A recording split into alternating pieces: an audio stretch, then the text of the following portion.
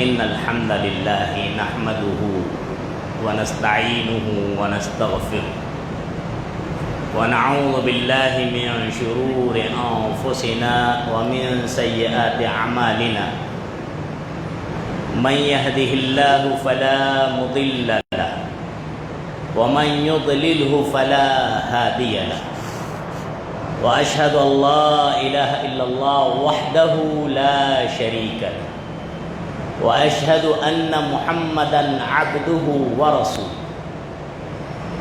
يا أيها الذين آمنوا اتقوا الله حق تقاته ولا تموتن إلا وأنتم مسلمون يا أيها الناس اتقوا ربكم الذي خلقكم من نفس واحدة وخلق منها زوجها وبث منهما رجالا كثيرا ونساء واتقوا الله الذي تساءلون به والأرحام إن الله كان عليكم رقيبا يا أيها الذين آمنوا اتقوا الله وقولوا قولا سديدا يصلح لكم أعمالكم ويغفر لكم ذنوبكم ومن يطع الله ورسوله فقد فاز فوزا عظيما أما بعد فإن خير الحديث كتاب الله وخير الهدي هدي محمد صلى الله عليه وسلم وشر الأمور محدثاتها وكل محدثة بدعة وكل بدعة ضلالة وكل ضلالة في النار فأعوذ بالله السميع العليم من الشيطان الرجيم من همزه ونفخه ونفسه بسم الله الرحمن الرحيم إن الشيطان لكم عدو فاتخذوه عدوا إنما يدعو حزبه ليكونوا من أصحاب السعير وقال تعالى بسم الله الرحمن الرحيم يا أيها الناس كلوا مما في الأرض حلالا طيبا ولا تتبعوا خطوات الشيطان إنه لكم عدو مبين وقال تعالى بسم الله الرحمن الرحيم لتجدن أشد الناس عداوة للذين آمنوا اليهود والذين أشركوا وقال تعالى بسم الله الرحمن الرحيم إن الشيطان للإنسان عدو مبين وجاء في الحديث عن جابر بن عبد الله رضي الله عنه قال سمعت رسول الله صلى الله عليه وسلم يقول إن الشيطان قد أيأس أن يعبده المصلون في جزيرة العرب ولكن في التحريش بينهم رواه مسلم في كتاب صفات المنافقين وعن أبي هريرة رضي الله عنه أن رسول الله صلى الله عليه وسلم قال احرص على ما ينفعك واستعن بالله ولا تعجزن وإن أصابك شيء فلا تقل لو أني فعلت كذا وكذا لكان كذا وكذا ولكن قل الله قدر الله ما شاء وفعل فإن لو تفتح عمل الشیطان رواہ مسلم او کما قال علیہ السلام. حاضرین جمعہ، نوجوان دوستو، خواتین ملت پردہ نشی ماؤں بہنوں، دیگر معزز محترم حاضرین و سامعین جمعہ، خطبہ مسنونہ کے بعد قرآن حکیم کی چند مقامات کی آیتیں اور ان کے ٹکڑے پڑھے گئے. پھر مسلم شریف کی دو روایات آپ حضرات کے گوش گزار کی گئی. انہی آیات و احادیث کے تناظر میں اہل ایمان کے تین بڑے دشمن اس عنوان سے کچھ باتیں رکھنے کی کوشش کروں گا. اللہ تبارک و تعالیٰ سے دعا ہے رب کائنات مجھے شریعت کی روشنی میں ہی کہنے اور ہم تمام کو شریعت اسلامیہ پر حتی المقدور عمل پیرا ہونے کی توفیق عنایت فرمائے، آمین. سب سے پہلے اللہ کی حمد و ثنا، تعریف و توصیف، ہر قسم کی بڑائی اور بزرگی بیان کرنا نہایت لازمی اور ضروری ہے کہ کہ جس اللہ نے رب العالمین نے ہمیں اور آپ کو بے شمار و انگنت نعمتوں دولتوں سے مالا مال فرمایا ہے۔ پھر درود و سلام ہو تمام ہی انبیاء اور رسول علیہ السلام پر، خصوصاً بے شمار و انگنت درود و سلام ہو ہمارے آپ کے آخری نبی جناب احمد مجتبیٰ محمد مصطفیٰ علیہ السلام پر اور آپ کی آل اولاد پر۔ اللہم صلی علی محمد وعلی آل محمد کما صلیت علی ابراہیم وعلی آل ابراہیم انک حمید مجید۔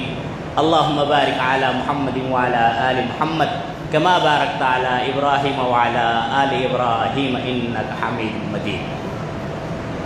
حمد و صلاۃ کے بعد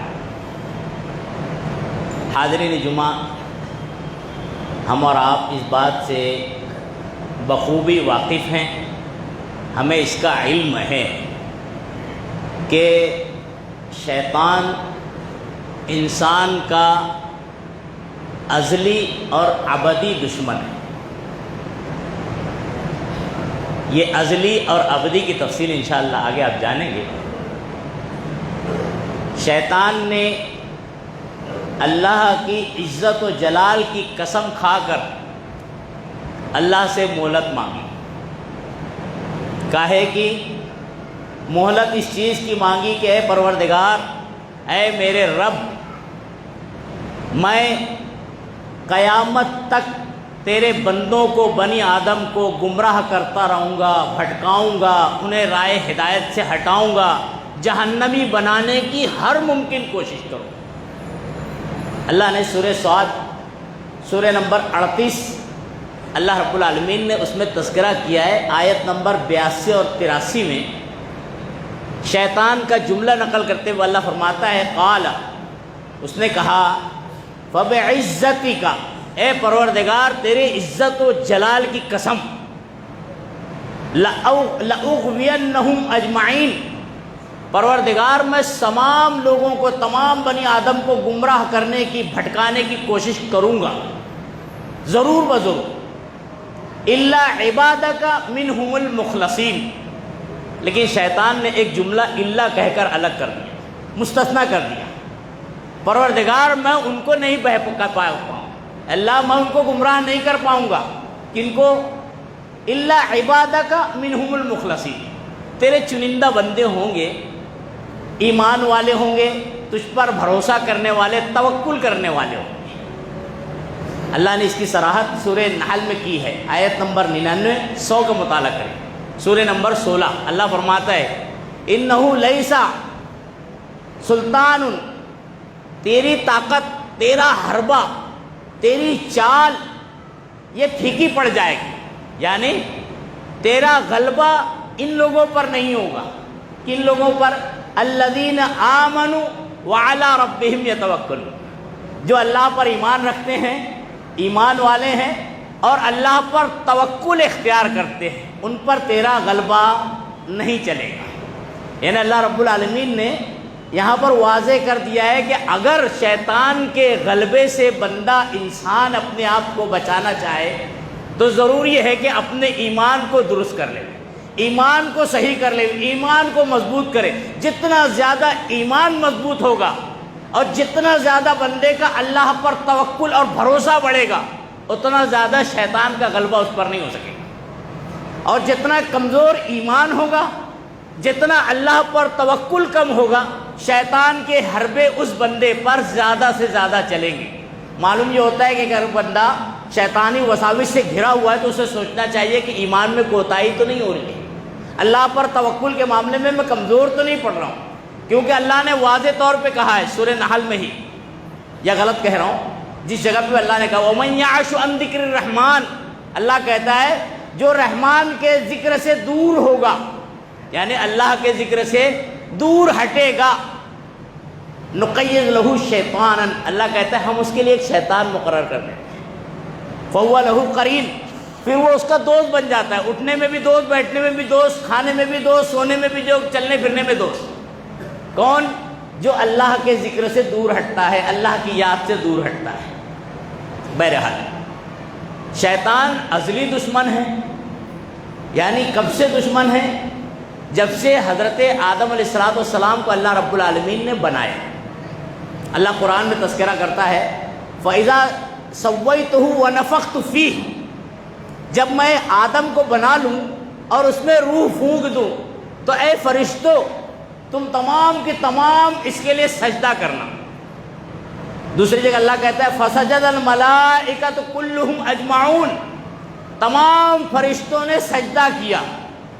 تیسری جگہ اللہ فرماتا ہے الا ابلیس، سوائے ابلیس کی، کان من الجن ففسق عن امر ربی، یہ جو جنوں میں سے تھا اپنی عبادت، زہد، بندگی کی وجہ سے یہ فرشتوں میں رہنے لگا تھا، بڑا عبادت گزار، بڑا زاہد، بڑا عبادت کرنے والا، اور اتنا زیادہ عبادت کرنے والا زاہد تھا کہ اللہ نے اس کو شمار کر دیا تھا فرشتوں میں، چل تو بھی عبادت گزار ہے۔ اب جب حکم ملا تو تمام فرشتوں نے سجدہ کیا سوائے ابلیس کے، کان من الجن ففسق عن امر ربی، جنوں میں سے تھا، اللہ کے رب کی نافرمانی کر بیٹھا۔ اب جب اللہ کی نافرمانی کیا، اللہ کے حکموں سے اعراض کیا، تو آپ جانتے ہیں اللہ رب العالمین کہتا ہے فَخْرُجْ مِنْهَا فَإِنَّكَ رَجِيمٌ، تو نے بہت بڑا جرم کیا ہے، تیری غلطی چھوٹی موٹی نہیں ہے، تو اللہ کے الہ العالمین کی ناقدری کرتا ہے، اللہ کے فرمان کو ٹھکراتا ہے، اعراض کرتا ہے، فَخْرُجْ مِنْهَا، اس جنت سے نکل جا، فَإِنَّكَ رَجِيمٌ، تو مردود ہے، ملعون ہے، نکل یہاں سے۔ قرآن میں اللہ رب العالمین نے جو آیتیں بیان کی ہیں ہمارے لیے، امت اسلام کے لیے، اس میں بھی بڑا سبق ہے۔ اللہ رب العالمین نقشہ کھینچتے ہوئے کہتا ہے جب شیطان جنت سے نکل رہا تھا تو اللہ رب العالمین سے کیا کہتا ہے ھذا الذی کرمت علی، یہ اس کو یعنی حضرت آدم کی طرف اشارہ کرتے ہوئے کہتا ہے اس کو تو نے مجھ کو برتری دی نا، مجھ پر فضیلت دی نا، اس کو مقام زیادہ دیا نا، جبکہ میرا مقام بلند ہے، میں آگ سے پیدا ہوا ہوں، یہ مٹی سے، تو نے اس کو بڑھایا نا۔ اب یاد رکھنا قیامت تک اللہ مجھ کو چانس دے دے، کیا مانگتا ہے اللہ مجھ کو چانس دے دے، فانظرنی الی یوم یبعثون، پروردگار ایک جگہ پہ انظرنی ہے، ایک جگہ قال ربی انظرنی، دوسری جگہ آیا ہے قرآن میں اللہ سے کہتا ہے اے میرے پروردگار چانس دے دے مجھے، الی یوم یبعثون، قیامت تک۔ کیا چانس مانگا؟ اللہ میں ان کو بہکاؤں گا، بنی آدم کے ہر جگہ دائیں بائیں اوپر نیچے ہر راستے سے آ کر بہکانے کی کوشش کروں گا۔ اور ہم اور آپ دیکھتے ہیں خاص طور سے جب بندہ اللہ کے ذکر میں، اللہ کی عبادت میں رکھتا ہے تو شیطان چاہتا ہے کسی طرح سے اس کو ورگلا دے۔ اذان ہو رہی ہے، ابھی تو اذان ہوئی ہے نا، 15 منٹ اور باقی ہے جماعت کے لیے، جائیں گے، دھیرے سے نماز کا وقت ہو جاتا ہے۔ زکوٰۃ کا معاملہ ہے، ارے ابھی تو وقت باقی ہے، اتنی زیادہ دینا ہے، تھوڑی سی کم دیتے ہیں۔ یہ شیطان کے سب حربے ہیں، شیطان ورگلانے کی کوشش کرتا ہے، اور خاص طور سے ایمان کے بارے میں شیطان جو ہے گمراہ کرنے۔ تو بہرحال شیطان کی دشمنی ازلی ہے، شروع سے ہے اور ابدی ہے، یعنی جب تک یہ سورج چاند چل رہے ہیں، گردش کر رہے ہیں، جب تک نظام کائنات جاری ہے، جب تک قیامت نہیں آتی شیطان ورگلاتا رہے گا۔ یہ قرآن میں اللہ نے اشارہ دیا الی یوم یبعثون۔ پھر ایک نقطہ بھی معلوم ہوتا ہے اس آیت سے، امت اسلام کے لیے سبق ہے، پیغام ہے۔ ایک تو یہ کہ شیطان قیامت تک چھوٹ ملی ہے، زندگی اس کو جو ہے قیامت تک ملی ہے۔ دوسرے یہ کہ شیطان نے اللہ سے جو مطالبہ کیا، جو مہلت مانگی، جو چانس مانگا بہکانے کا، تو اس نے کیا کہا ربی۔ تھوڑا غور کرنے کی بات ہے، معاشرے کے اندر مسلمانوں میں یہ چیز مشہور ہے، حضرت آدم علیہ السلام سے غلطی ہوئی، اور جب غلطی ہوئی تو حضرت آدم علیہ السلام نے دیکھا کہ کل جو ہے عرش کے نیچے لا الہ الا اللہ محمد رسول اللہ لکھا تھا۔ یہ من گھڑت روایت ہے، موضوع روایت ہے۔ شیطان کی رسائی بھی عرش تک تھی، یہ چیز شیطان نے کیوں نہیں دیکھی کہ یہاں پر لکھا ہوا ہے؟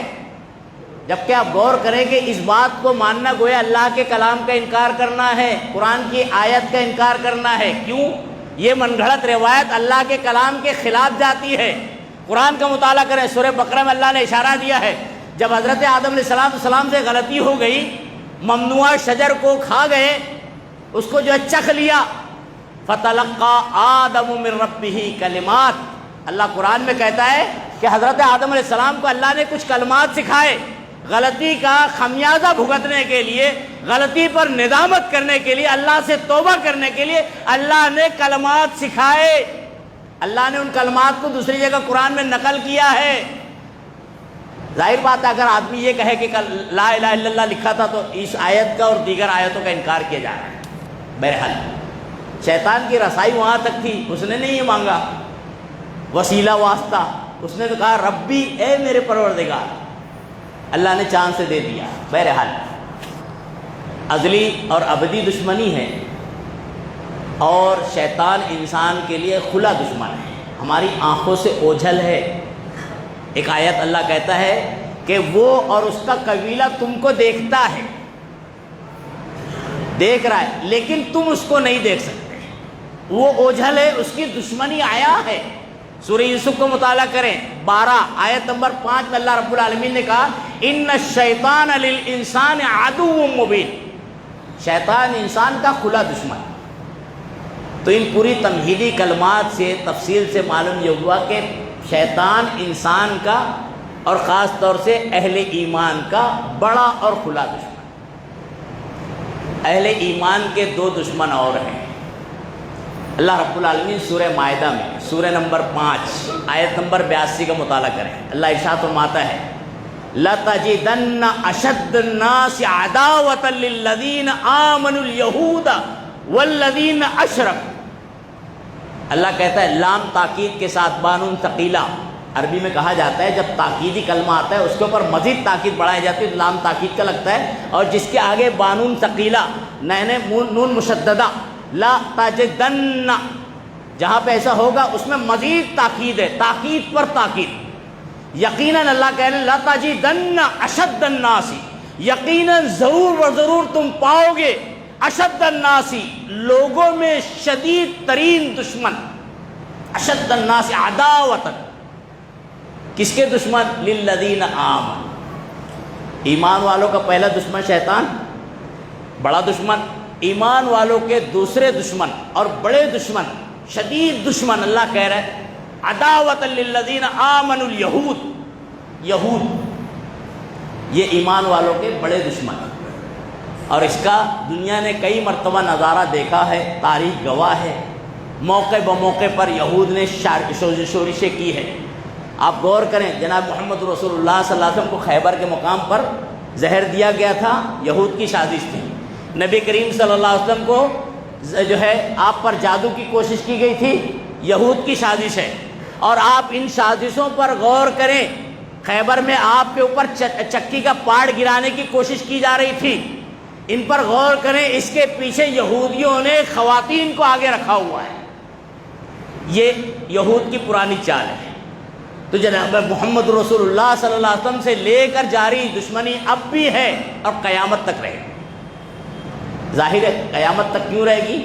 قیامت میں جب حضرت عیسیٰ علیہ السلام قیامت سے قبل آئیں گے، حضرت مہدی علیہ السلام کے ساتھ جب چلیں گے لشکر، تو اس وقت کی حالات آپ جانتے ہیں، یہودیوں کو چن چن کر مارا جائے گا، یعنی جب تک کہ ان کی دشمنی چلے گی اور چل رہی ہے۔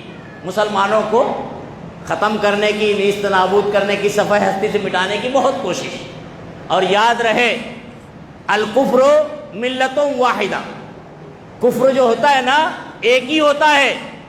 انکار کرنے والے شریعت کا، چاہے وہ یہودی ہوں، چاہے ان کی روش اختیار کرنے والے روافض ہوں، چاہے روافض کی روش اختیار کرنے کلمہ گو مسلمان کیوں نہ ہو، الکفر ملت واحدہ۔ دیکھ لیجئے یہ مثالیں ہمارے سامنے ہیں نا، الیکٹرانک میڈیا سے ہمارا واقف ہیں۔ ابھی جو جنگ ہوئی، اس سے پہلے سیریا پر حملہ ہوا، لاکھوں مسلمان، لبنان پر حملہ ہوا، لاکھوں مسلمان۔ کون کر رہا تھا؟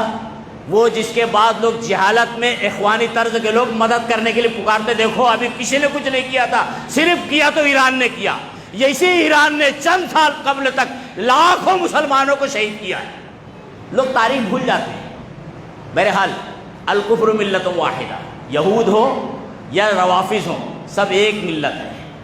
اسی طرح آپ غور کریں، اللہ رب العالمین نے جو تیسرے دشمن کی طرف اشارہ دیا ہے، والذین اشرکوا، جو شرک کرتے ہیں اللہ کی ذات کے ساتھ، وسیلہ اور واسطے کے نام پہ اولیاء، بزرگاں، فلاں و فلاں کو پکارتے ہیں، اللہ رب العالمین نے ان کو بھی اہل ایمان کا دشمن قرار دیا ہے۔ اور یہ حقیقت ہے۔ کیسے؟ ایک محفل میں جو ہے کلمہ گو میں سب کھڑے ہو جائیں، یہ بھی وہ بھی وہ بھی، میں نام نہیں لیتا ہوں، سب کھڑے ہیں، اب بات چلے کسی بزرگ ہستی کی، تو سب لوگ ایک طرف ہو جائیں گے، ایک جماعت باقی رہے گی جو اہل توحید ہے، جو اہل حق ہے، جو فرقہ ناجیہ ہے، صرف انفرادی وہی باقی رہ جائے گا، باقی سب ایک ہوتے نظر آئیں گے۔ کئی بناوٹی تہواروں پہ دیکھیں آپ، شیعہ بھی ساتھ میں، بنا بھی ساتھ میں، فنا بھی ساتھ میں، کچھ لوگ لاؤ کچھ نہیں کرتے، کم سے کم قبرستان تو پہنچتے ہیں، سب اکٹھا ہو جائیں گے، باقی رہ جائیں گے ایک۔ اسی لیے کہا جاتا ہے الکفر ملت واحدہ، کفر ملت واحدہ ہے، یہ یہودی ہو یا ان کی روش میں چلنے والے۔ اسی طرح مسلمانوں میں جو بھی شرک کرتے ہیں یہ بھی انہی کی طرف ہے، توحید کے خلاف ہو جاتے ہیں۔ بہرحال تو ایمان والوں کے تین دشمن، ایک شیطان جو سب کا کھلا ہوا دشمن ہے ایمان والوں کا، انسانوں کا، دوسرے یہود جن کی دشمنی عیاں ہے، ظاہر ہے، اور اللہ قرآن میں کہتا ہے کہ تم لوگ دوستانہ نہ کرو ان سے۔ جناب محمد رسول اللہ صلی اللہ علیہ وسلم موقع بموقع کہتے ہیں، ایسا نہیں، ایک دو جگہ پہ، بیشتر اور غیر متعدد جگہ، یعنی بے شمار جگہ پر اللہ کے نبی صلی اللہ علیہ وسلم نے یہود کی مخالفت کرنے کا حکم دیا ہے۔ آپ دیکھیے عاشورہ کا موقع تھا، نبی صلی اللہ علیہ وسلم روزہ رکھ رہے تھے 10ویں محرم الحرام کا، یہ پہلے محرم آج 10ویں کا، آپ نبی کریم صلی اللہ علیہ وسلم روزہ رکھتے تھے، فرض رمضان ہونے کے پہلے تو بہت اہتمام سے، تاکید سے رکھتے تھے۔ مدینہ میں آئے نبی صلی اللہ علیہ وسلم روزہ رکھتے تھے ایک ہی دن کا۔ اب صحابہ کرام نے بتایا کہ اللہ کے نبی صلی اللہ علیہ وسلم یہود بھی روزہ رکھتے ہیں، یہود بھی خوشیاں مناتے ہیں، تو نبی صلی اللہ علیہ وسلم نے کیا فرمایا؟ صوموا قبلہ یومن، ایک روایت میں صوموا یوم التسع، یعنی 9 کا بھی روزہ رکھو، ایک دن پہلے بھی روزہ رکھو، وخالف الیہود، یہود کی مخالفت کرو، جا بجا مخالفت کا حکم دیا گیا ہے۔ کیوں؟ کہ یہ شریر ہیں، یہ امت اسلام کے بڑے مخالف ہیں، بڑے دشمن ہیں۔ والذین اشرکوا، اور جو شرک کرتے ہیں وہ بھی اہل ایمان کے دشمن ہیں۔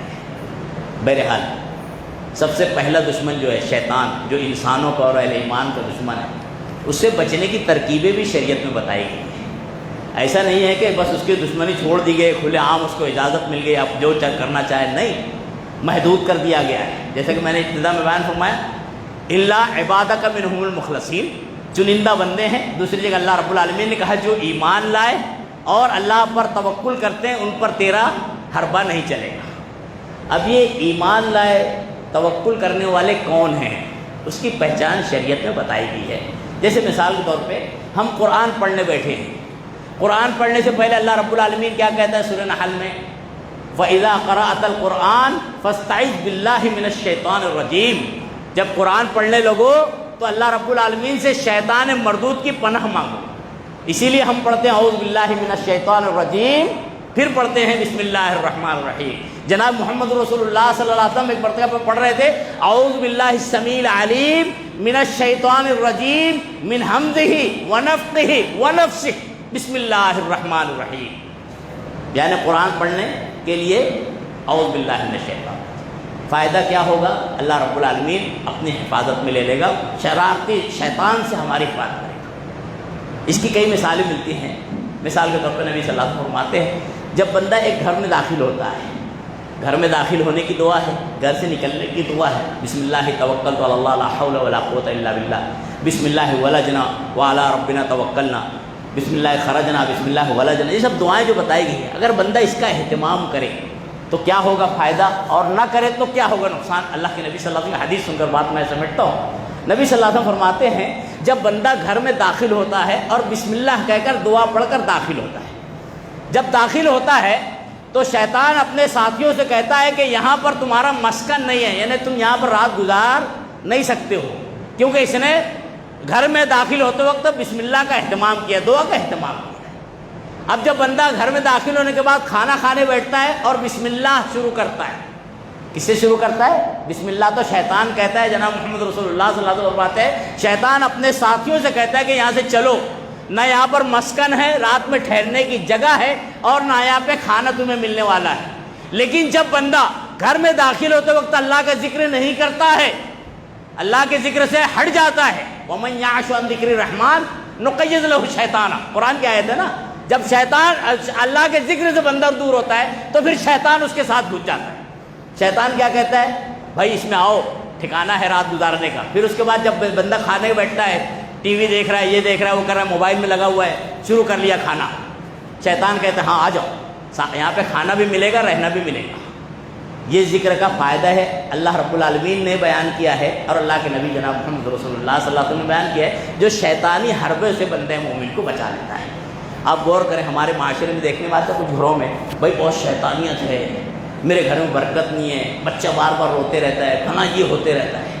ہم نے جو شریعت میں طریقہ کار اور جو اس کے راستے اور تدابیر بیان کیے گئے ان کو نہیں اختیار کیا ہے۔ اللہ کے نبی صلی اللہ علیہ وسلم فرماتے ہیں جس گھر میں سورہ بقرہ کا اہتمام کیا جائے، پڑھی جائے، ایسا نہیں کہ مخصوص پیسہ دے کے مولوی صاحب کو لا کے پڑھا لیا جائے، نہیں، پڑھی جائے، مطلب گھر والے پڑھیں، چاہے خواتین ہو مرد ہو، جو بھی پڑھے، گھر والے اہتمام کرتے رہیں، اللہ کا ذکر کرتے رہیں، سورہ بقرہ پڑھیں، اس گھر میں شیطان داخل نہیں ہو سکتا ہے۔ ایک روایت میں آتا ہے نبی صلی اللہ علیہ وسلم فرماتے ہیں کہ سورہ بقرہ کی آخری 2 آیت کا فتح اگر بندہ پڑھ لے تو پوری رات کے لیے کافی ہے۔ کون سی؟ آمن الرسول بما انزل الیہ من ربہ والمؤمنون، 2 آیت آدمی اہتمام سے، یقین سے سمجھ کر پڑھ لے انشاءاللہ رات بھر شیطان سے محفوظ، صبح پڑھ لے دن بھر شیطان سے محفوظ۔ اور یہی نہیں، ایک روایت میں نبی صلی اللہ علیہ وسلم فرماتے ہیں اگر ایک بندہ مومن صبح ایمان و یقین کے ساتھ بسم اللہ الذی لا یضر مع اسمہ شیء فی الارض ولا فی السماء وہو السمیع العلیم 3 بار صبح اور 3 بار شام میں پڑھ لے، اللہ کے نبی صلی اللہ علیہ وسلم فرماتے ہیں صبح سے لے کر شام تک اور شام سے لے کے صبح تک، یعنی رات بھر اس کو کوئی چیز نقصان نہیں دے سکتی ہے۔ ایک صحابی آئے تھے، اللہ کے نبی صلی اللہ علیہ وسلم سے شکوہ کر رہے تھے، وقت ختم ہو گیا ہے، آ کر کہتے ہیں اللہ کے نبی صلی اللہ علیہ وسلم رات میں مجھ کو جو ہے بچھو نے ڈنک مار لیا، بڑی تکلیف ہو رہی ہے۔ اللہ کے نبی صلی اللہ علیہ وسلم فرماتے ہیں اگر تم یہ دعا پڑھتے تھے تو یہ چیز تمہیں تکلیف نہیں دیتی۔ کون سی دعا؟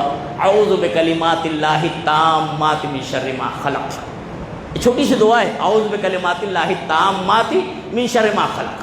اتنی چھوٹی سی دعا اگر بندہ اہتمام کرے تو دنیا کی جو نقصان دہ چیزیں ہیں وہ تمام چیزیں میں نقصان نہیں دے گی، شیطان اپنی شیطانیت بھی اس پر حاوی نہیں کر پائے گا۔ اس لیے ذکر اذکار کا اہتمام کرنا چاہیے، خاص طور سے ان تدابیر کو اختیار کرنا چاہیے جو شیطان سے بچنے کے لیے شریعت میں بتائے گئے ہیں۔ انشاءاللہ شیطان کے حملے نہیں ہوں گے۔ اور دوسری بات، یہود جو ہمارے دشمن ہیں ان سے دوستی کاٹنے سے بہت پرہیز کرنا چاہیے، ان کو دشمن ہی سمجھنا چاہیے۔ جو مشرکین ہیں ان سے دوستی رکھنا اور ان کی حمایت اور مدد کرنا یہ بھی ایمان والوں کے لیے نقصان دہ ہوتا ہے۔ انشاءاللہ موقع رہا اس کی تفسیر رکھی جائے گی۔ اللہ رب العالمین سے دعا کرتے ہیں پروردگار عالم کہنے سننے سے زیادہ عمل کی توفیق عطا فرمائے۔ اللہ رب العالمین شیطان کی ہر شورش اور ہر حربے سے اللہ اہل ایمان کی حفاظت فرما لے۔ اللہ رب العالمین مسلمانان عالم پریشانی سے دوچار ہیں، خاص طور سے اہل فلسطین، غزہ اور جہاں بھی اہل توحید مسلمان توحید پرت پریشان ہیں، اللہ رب العالمین ان کی غائبانہ امداد اور نصرت عطا فرما۔ اللہ رب العالمین ہم میں بھی کوئی پریشانی سے دوچار ہو، اللہ پریشانی مالی ہو، اللہ اس کے رزق حلال میں کشادگی اور برکت عطا فرما۔ اللہ اگر پریشانی جو ہے اولاد سے تعلق سے، اللہ ان کے اولاد کو رائے ہدایت نواز کرے۔